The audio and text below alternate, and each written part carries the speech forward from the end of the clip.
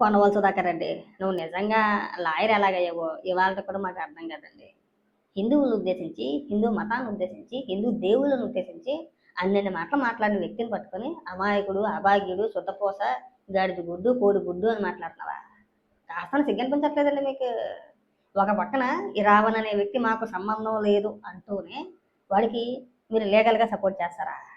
వాడి తరపున మీరు వాదిస్తారా? ఏం చెప్పాలనుకుంటున్నారు?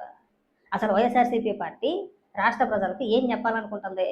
వైఎస్ఆర్సీపీ పార్టీ హిందూ వ్యతిరేక పార్టీ అని చెప్పాలనుకుంటుందా? ఒక స్టేట్మెంట్ ఇచ్చేయండి. మేము ఎవరికైనా సరే హిందువుల్ని, హిందూ దేవుల్ని ఎవరైతే దూషిస్తారో వాళ్ళ తరపున మేము పోరాడతామని చెప్పేసి ఒక్క స్టేట్మెంట్ ఇవ్వండి. తర్వాత జరిగే పరిణామాలు ఎలా ఉంటాయి మీరు కూడా చూస్తారు కదా. 2029 ఎన్నికల్లో మీకు డిపాజిట్లు కూడా రావు. ఏం సార్ ఎటకారంగా ఉందా? ఏదైనా కామెడీ అనుకుంటున్నారా? ప్రతి ఒక్కరు యూట్యూబ్ ఛానల్ పెట్టేసి ఇష్టానుసారంగా ఎవరిని పడితే వాళ్ళని లకారాలతో సంబోధించి పచ్చి గుర్తు తిట్టేస్తూ ఉంటే అలాంటి వ్యక్తులందరూ కూడా అవాయికులు, అవాగ్యులు, అమాయకులు, సుతపూసలా.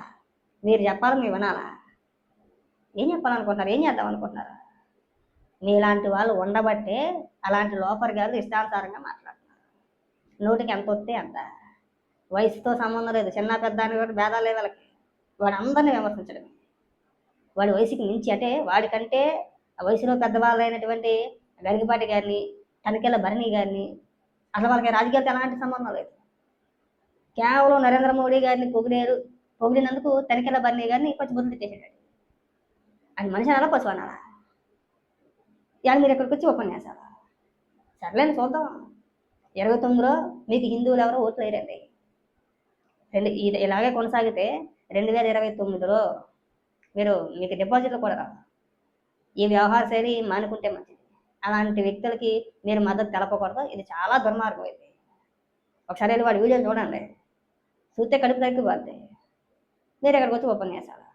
ఎక్కడైనా సరే ఈ డ్రామాలు కట్టిపెడితే బాగుంటుంది.